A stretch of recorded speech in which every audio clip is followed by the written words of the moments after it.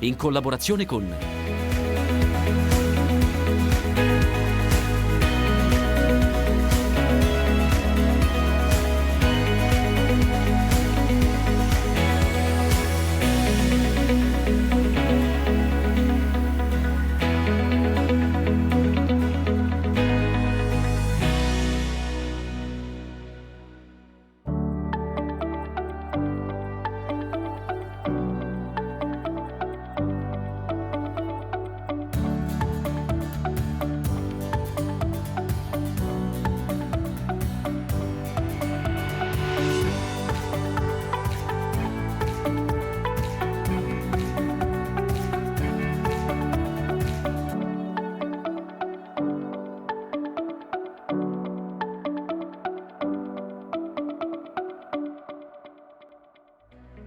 Robot, macchine a guida autonoma si sfidano qui a Cornaredo, provincia di Milano, per la seconda edizione di Acre.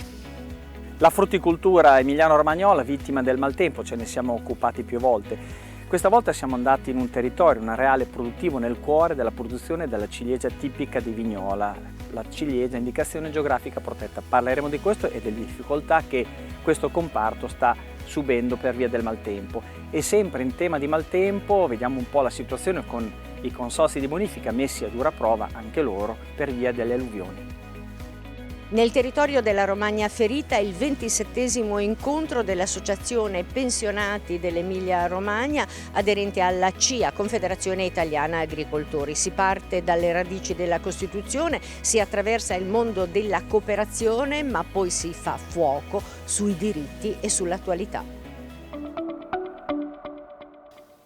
I robot in agricoltura sono una realtà, i loro impieghi sono molteplici e in prospettiva le potenzialità sono enormi. Oggi abbiamo la possibilità di vederli all'opera in campo, ma non solo di vederli, anche di valutarli, di valutarne le prestazioni. Siamo infatti a Cornaredo, Cascina Baciocca, azienda sperimentale del Dipartimento di Scienze Agrarie e Ambientali dell'Università degli Studi di Milano, per la seconda edizione di Acre, acronimo di Agri-Food Competition for Robot Evaluation, una vera e propria competizione nella quale robot specializzati nel diserbo di pieno campo devono dimostrare la loro capacità di svolgere le attività previste.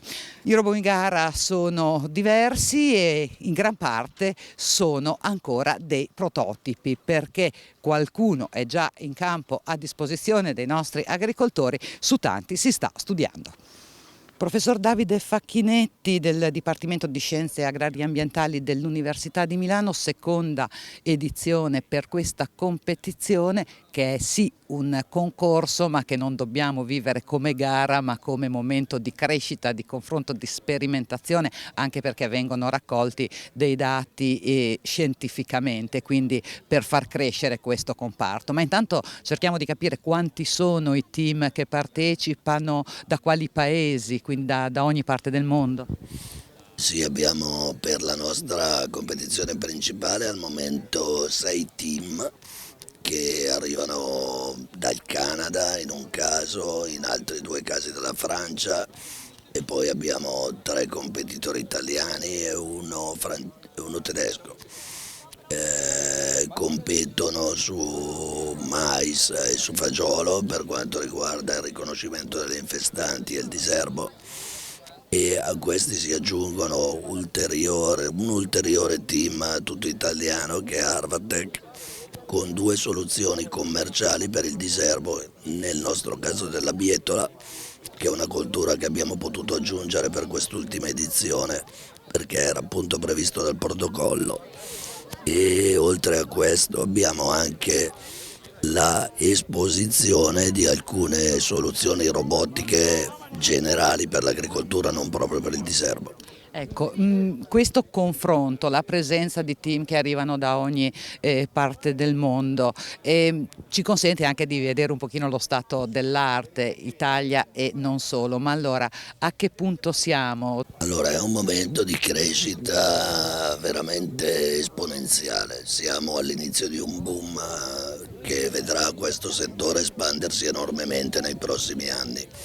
Abbiamo un po' di gap da recuperare con la Francia, soprattutto a livello europeo, ma anche con l'Olanda magari e la Germania e con gli Stati Uniti in generale.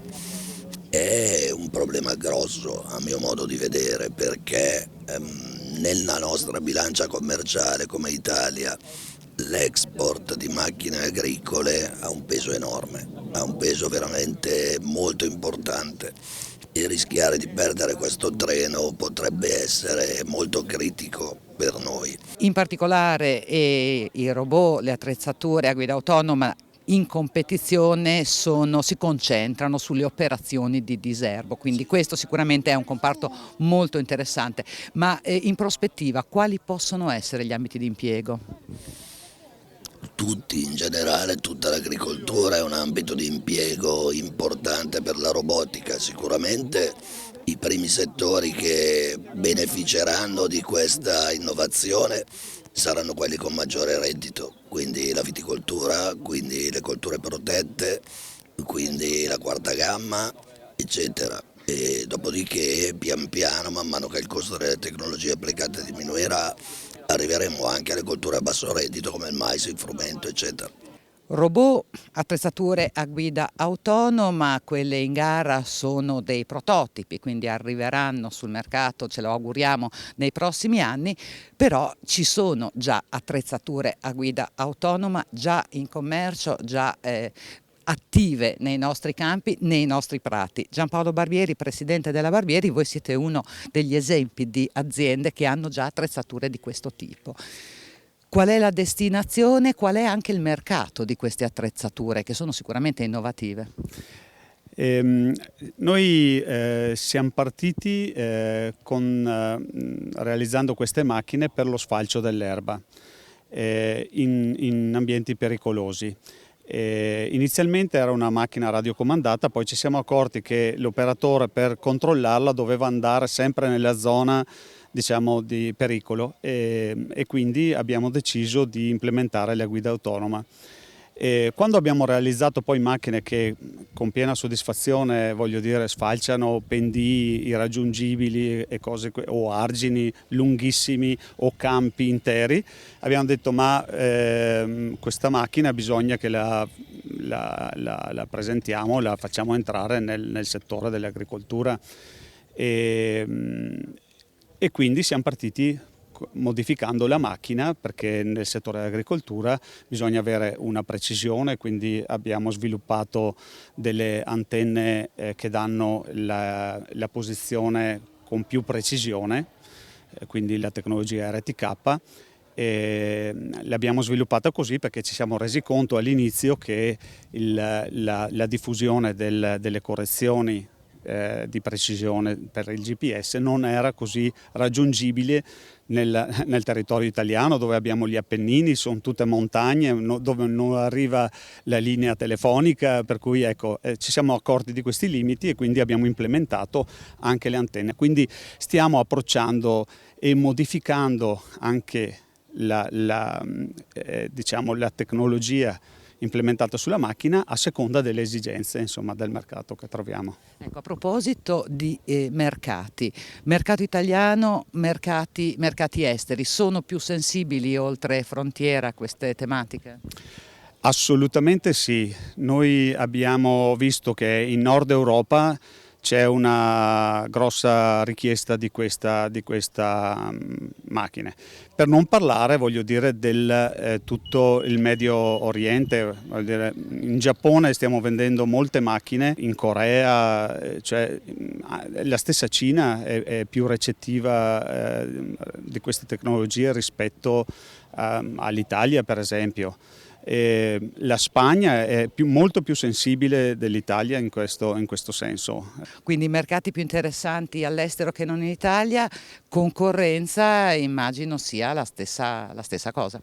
Sì, la concorrenza c'è, però noi siamo una piccola azienda e abbiamo scelto un approccio che è stata la difficoltà più grande, l'approccio di implementare tecnologie, cioè mezzi tecnologici a basso costo, ecco, ottenere il massimo senza, voglio dire, esagerare, voglio dire, con il livello tecnologico sulla macchina, quindi mezzi semplici, sensori a portata, voglio dire, del prezzo della macchina, e quindi il nostro voglio dire, obiettivo è stato anche questo, cioè fornire delle macchine dove la tecnologia di controllo, quindi la guida autonoma, eccetera, viene quasi regalata sulla macchina, mentre l'approccio che hanno tutti gli altri costruttori è che la macchina con guida autonoma quando va bene costa il doppio, insomma, no? Ecco, quindi non è il nostro approccio. Infatti noi abbiamo scelto che da ora in poi tutte le nostre macchine, anche i nuovi modelli che stanno uscendo, eccetera, saranno tutti dotati di serie della guida autonoma, insomma. Robot, quindi guida autonoma, e in questo caso anche alimentazione a energia solare. Stiamo parlando delle attrezzature qui alle nostre spalle, un'altra è lì al nostro fianco. Savio Landonio di Arvatec, anche voi tra i primi ad avere queste attrezzature disponibili in commercio. Ci spieghi un pochino che cosa fanno, quali sono i loro compiti? Sì, allora qui abbiamo portato 3 macchine, di cui una Mondino è un nostro prodotto, diciamo, e l'altro FAMDroid, e mentre Slope Helper sono dei prodotti che noi rivendiamo in esclusiva in Italia. Mondino e FAMDroid sono delle macchine in grado di fare sarchiatura meccanica automatica. In particolare FAMDroid è in grado anche di seminare la coltura e quindi poi memorizzare la posizione di ogni singolo seme e iniziare poi a fare la sarchiatura subito dopo la semina, ancora prima che il seme abbia germogliato. Quindi questo per fare in modo che il terreno resti più pulito possibile. Su quali colture vengono utilizzati o si possono utilizzare? Allora, se parliamo di Mondino, è un robot nato per il riso biologico, ed è un robot in grado di lavorare sia in asciutta che in acqua, l'unico tra l'altro al momento. Quindi permette di fare questa sarchiatura meccanica tra le file di riso, mantenendo il riso pulito dalle infestanti. FAMDroid è un robot nato per la bietola biologica, ma attualmente sono stati sviluppati dei dischi di semina per poter seminare fino a 60 semi diversi, in varietà diverse, di colture diverse, insomma. Poi abbiamo una macchina, invece anche questa è un'attrezzatura autonoma per il vigneto, che qui non vediamo perché ovviamente sì, in questa zona del Milanese vigne non ne abbiamo in questo campo, ed è molto particolare perché ha alimentazione elettrica e ha la possibilità di portare tante attrezzature. Questa è un po' una particolarità. Sì, esatto. Slope Helper, che abbiamo portato qui perché comunque ci sembrava giusto portarla in una manifestazione dedicata ai robot, è una macchina specializzata per coltura filare, quindi vigneti, frutteti, oliveti, ed è una piattaforma polifunzionale, nel senso che la parte centrale è in grado di muoversi autonomamente all'interno dei filari, e attaccata a questa possiamo andare ad agganciare diversi attrezzi in grado di fare diverse lavorazioni, dalla trinciatura dell'erba alla lavorazione intraceppo, alla potatura, alla cimatura, diserbo, concimazioni, fino ad arrivare anche alla raccolta. Oggi il mercato di queste macchine a che punto è? C'è richiesta? Quante ne abbiamo in campo? Mercato italiano, mercato estero, perché so che sono due mondi diversi. Esatto, sì. Diciamo che all'estero i robot agricoli hanno già preso piede da qualche anno, e diciamo ce ne sono diverse centinaia sul campo a lavorare ora. In Italia noi abbiamo iniziato da un paio d'anni, siamo praticamente tra i primi.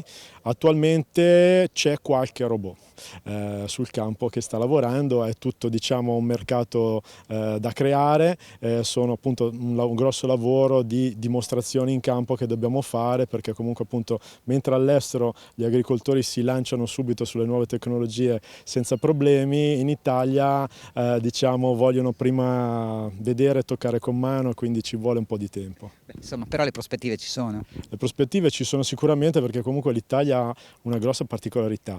Ci sono tante situazioni diverse, tante coltivazioni diverse e tante colture diverse, e le aziende sono medio-piccole, quindi diciamo che si prestano queste macchine deve essere impiegate in aziende appunto medio-piccole, soprattutto quelle aziende che non si possono permettere magari di avere 10 operai o 5 operai, magari in questo caso il singolo agricoltore con 1 o 2 operai più i robot può comunque gestire un'azienda comunque di una certa dimensione. Bene, io la ringrazio, ovviamente le auguro buon lavoro, buon proseguimento qui a Cornaredo e restituisco la linea e poi dopo ci ritroviamo con il seguito della nostra trasmissione con i frutti della terra.